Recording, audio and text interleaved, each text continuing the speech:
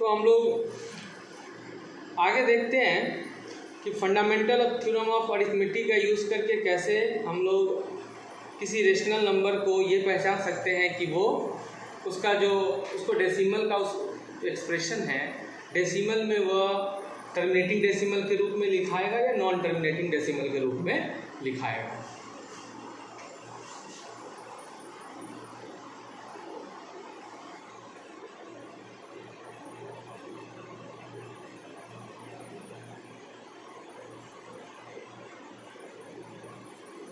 अब यहाँ पे मैंने एक रेशनल नंबर लिया है 5/4।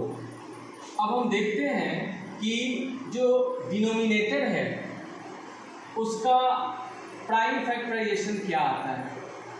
2 × 2 है। तो यहाँ पर नोट करने का चीज़ है कि a rational number p/q has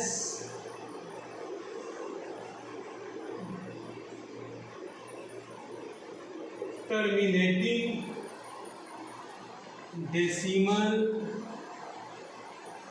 expression when q equals to 2 to the power m into 5 to the power m। इसका मतलब ये हुआ कि कोई भी रेशनल नंबर p/q एज्यूम करते हैं तो इसमें अगर q 2 और 5 के पावर्स में लिखे जाते हैं। 2 और 5 के पावर्स का मतलब हुआ कि या तो 2 के पावर में भी हो या 5 के पावर में हो या 2 और 5 दोनों के पावर में हो। एक बार फिर से मैं रिपीट करता हूँ कि या तो वह 2 के पावर में हो अगर डिनोमिनेटर का प्राइम फैक्टराइजेशन करते हैं और प्राइम फैक्टराइजेशन सिर्फ 2 के पावर्स में आ रहा है, यानी जो प्रोडक्ट है प्राइम नंबर्स का उसमें सिर्फ 2 है या सिर्फ 5 है या 2 और 5 दोनों हैं, तो उसको छोड़ के बाकी कोई तीसरा प्राइम नंबर नहीं है, तो उसका डेसिमल एक्सप्रेशन टर्मिनेटिंग डेसिमल होगा। जैसे यहाँ पर हमने एक एग्जाम्पल लिया है, इस एग्जाम्पल को मैं नीचे कर देता हूँ। 5/4 यहाँ पे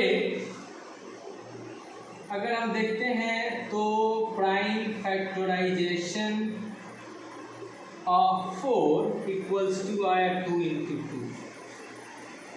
यानी 2 to the power 2। यहाँ सिर्फ 2 के पावर में है, इसका मतलब 2 के पावर में यानी 5 का पावर 0 यहाँ पर हिडन है। इसका मतलब ये 2 और 5 के पावर में ये लिखा जा सकता है। इसका मतलब ये हुआ कि 5/4 का जब हम डेसिमल निकालेंगे, डेसिमल में निकालेंगे तो टर्मिनेटिंग डेसिमल आएगा। इसको हम एग्जाम्पल के तौर पे चेक कर सकते हैं। 4 से 5 को डिवाइड करते हैं 1 टाइम में, डेसिमल भी यहाँ 0 लिखें, 2 टाइम में डेसिमल यहाँ 0 लिख सकते हैं, 5 टाइम्स। इसका मतलब ये हुआ, ये देख सकते हैं, यानी 4/5 को 1.25 लिखेंगे, ये टर्मिनेट हो जा रहा है। डेसिमल के 2 डिजिट के बाद ये टर्मिनेट हो जा रहा है, ये खत्म हो जा रहा है, इसलिए यह तो डिवाइड करके भी हम देखें टर्मिनेटिंग है, और मैंने बिना डिवाइड किए हुए यहाँ पर सॉल्व कर दिया by using fundamental theorem of arithmetic. तो आप किसी भी रेशनल नंबर को चेक कर सकते हैं कि वह उसका जो डेसिमल एक्सप्रेशन है वह टर्मिनेटिंग होगा या नॉन टर्मिनेटिंग बट रिपीटिंग। और इसको छोड़कर 2 और 5 को छोड़ के कुछ और आए तो समझ जाइए कि वह non terminating but repeating decimal.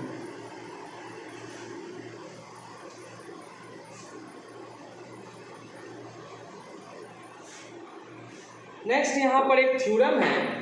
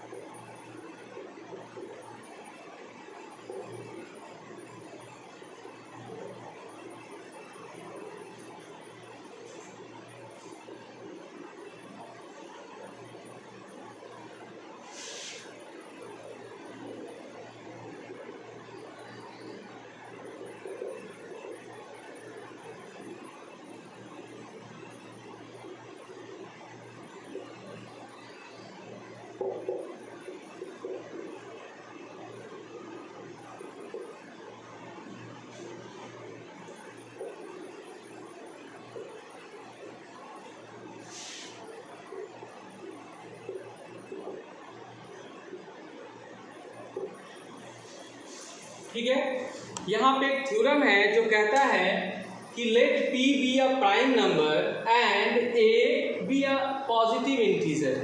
p कोई प्राइम नंबर है और a कोई पॉजिटिव इंटीजर है, कोई भी इंटीजर है a।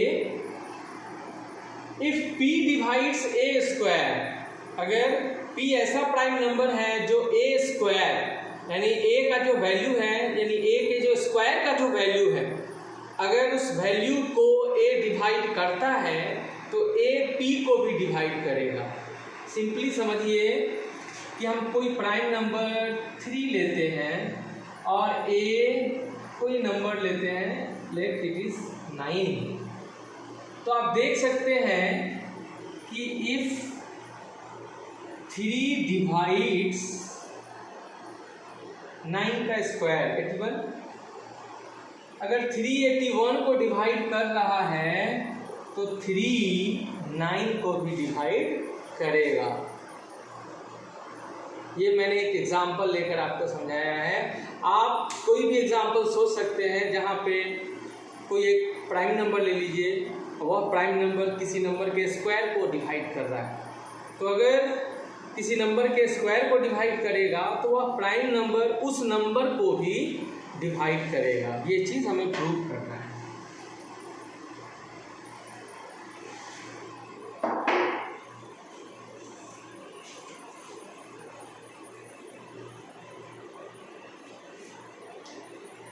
By fundamental theorem of arithmetic.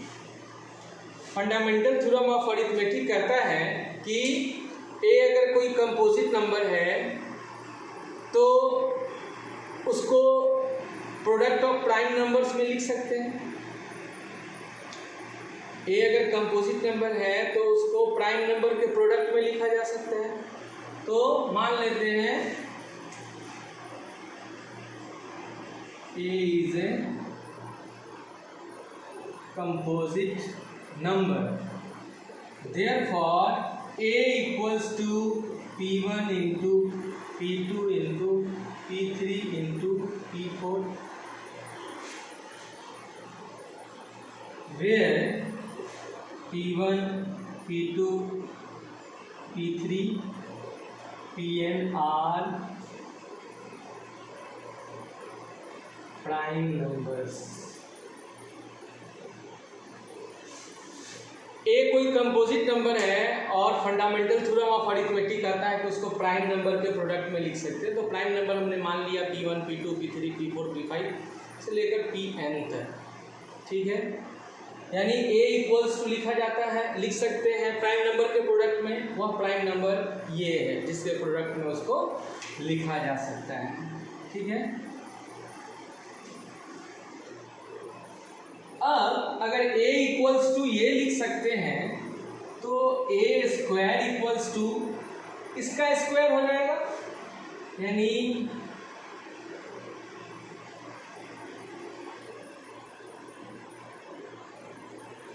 इसका स्क्वायर हो जाएगा। a इक्वल्स टू इतना है तो a का स्क्वायर इक्वल्स टू इतना का स्क्वायर, यानी इतना।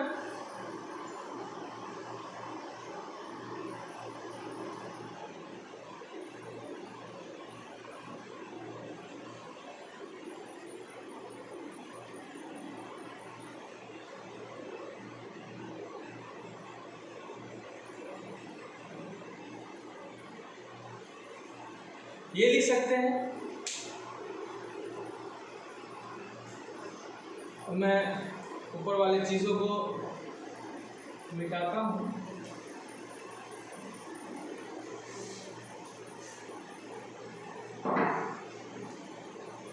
अब देखिए, आपने इस थ्योरम में लिखा हुआ है कि पी स्क्वायर ए स्क्वायर का फैक्टर है p।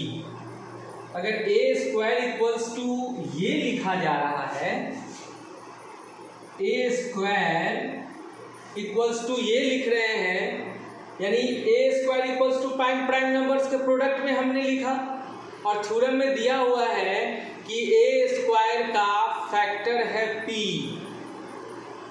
फैक्टर है। इसका मतलब सेम चीज जो यहाँ है वही चीज यहाँ है, क्योंकि ए इसका स्क्वायर किए हैं तो स्क्वायर टाइम्स।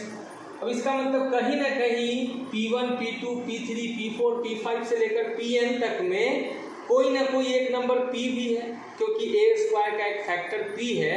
इसका मतलब हो गया कि P इन सब में से कहीं ना कहीं P भी छुपा हुआ है।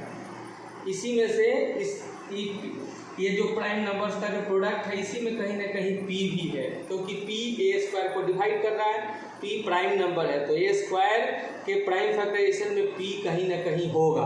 और कहाँ होगा? इसी में से कहीं ना कहीं होगा। इसका मतलब ये हुआ, therefore since P is the factor of a square, therefore P is one of the numbers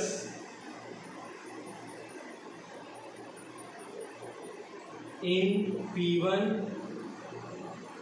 P2, P3, कहीं ना कहीं इस नंबर में से एक नंबर P भी है। इसका मतलब ये हुआ कि P इसमें कहीं ना कहीं है, तो इसका मतलब हुआ कि इसमें भी कहीं ना कहीं P है। It means P is a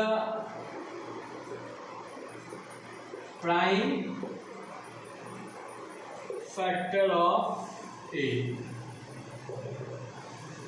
अगर A का प्राइम फैक्टराइजेशन ये दिया हुआ है, इसका मतलब कहीं ना कहीं P1 से लेकर Pn में कहीं ना कहीं एक नंबर P भी है, और इसमें कहीं ना कहीं P है, तो A के प्राइम फैक्टराइजेशन में P लिखा हुआ है, इसका मतलब P A का फैक्टर है। इसलिए देयरफॉर फैक्टर उसका है तो उसको पूरा पूरा डिवाइड करेंगे, देयरफॉर P डिवाइड्स A।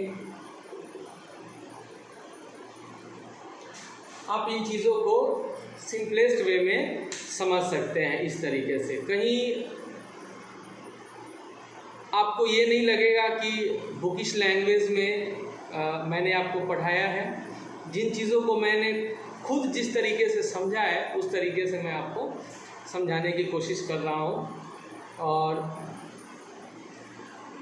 आगे का जो वीडियोस हैं आप एक एक करके आप देख सकते हैं, और इस चैप्टर से रिलेटेड एकदम सिंपल तरीके में इससे अच्छा वीडियो आपको पूरे YouTube पर नहीं मिलेगा। हालांकि मैं बहुत ही सिंपल और साधारण तरीके से बना रहा हूँ, लेकिन मेरे वीडियोस को आप देख सकते हैं और बहुत आसानी से चीज़ों को समझ सकते हैं। और आगे भी मेरे वीडियोस आएंगे, उसको आप देखते रहिएगा। मेरे चैनल को सब्सक्राइब कर लीजिए, और जो भी आपके परिचित जो भी बच्चे हैं जो 10th में गए हैं या 10th क्लास में पढ़ते हैं, उन्हें एक बार इस वीडियो को ज़रूर शेयर कीजिएगा। धन्यवाद।